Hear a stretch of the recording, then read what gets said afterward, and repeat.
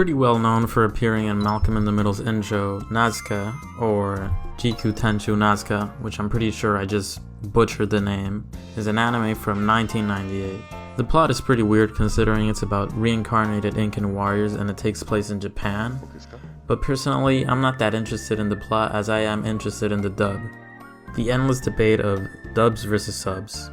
I don't really care if you watch dubs or subs, it's not really something to get mad about. As a kid, I'd much rather prefer watching a dub and not having to read subtitles, but as the years pass by, I've leaned towards subs in most cases because I'd much rather stick to the source format. In my opinion, there are really only 3 valid reasons why anyone would watch a dub. 1, you're too lazy to read subs, which I'm guilty of.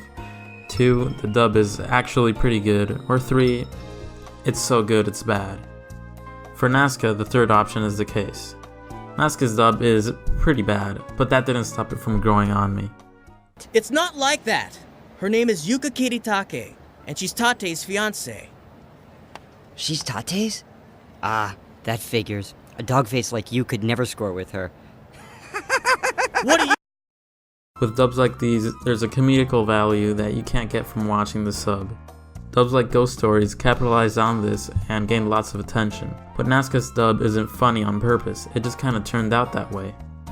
It's a combination of the pretty mundane voice acting and odd facial expressions. Throughout the first episode, the dialogue made me giggle through every scene, because no matter the circumstances, the voice actor manages to maintain the same tone of voice. So if he's running, insulting someone, or he's in pain, he has the same tone of voice. And there's this weird thing that happens that complements the awkward voice acting, which is this weird change of facial expressions where a character will have this asshole-ish look on their face for some reason. Like, why does this character constantly squint like this? Another thing that caught me off guard was the character introductions. Every character introduction was almost the same. The character would suddenly pop into the scene, regurgitate some awkward line, and insert their full name into the dialogue. The writing might be at fault here, but the awkward voice acting kinda makes it worse. Like, it doesn't help that they made one of the main antagonists have this weird raspy voice. He's supposed to be this menacing character that plays dirty, but his voice doesn't help. That looked painful. I gotta learn that.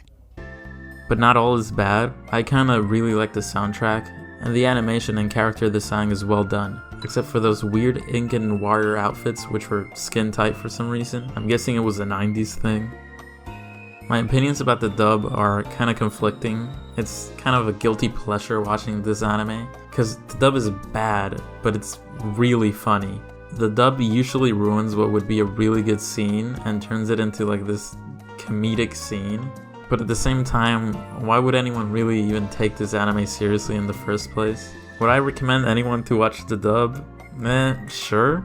If you want to laugh and enjoy some decent animation, go ahead, but just don't take it too seriously and you'll have fun watching it. So to end this video respectfully to the people that poured their hearts and souls into making this anime, I'm ending it with one of the best fight scenes in it, or better said, one of the best fight scenes of all time.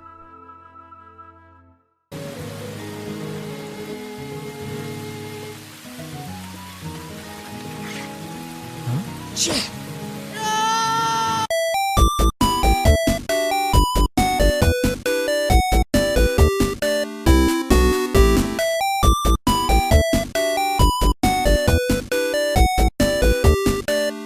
Also, why does this guy in the background keep his mouth open throughout this whole scene?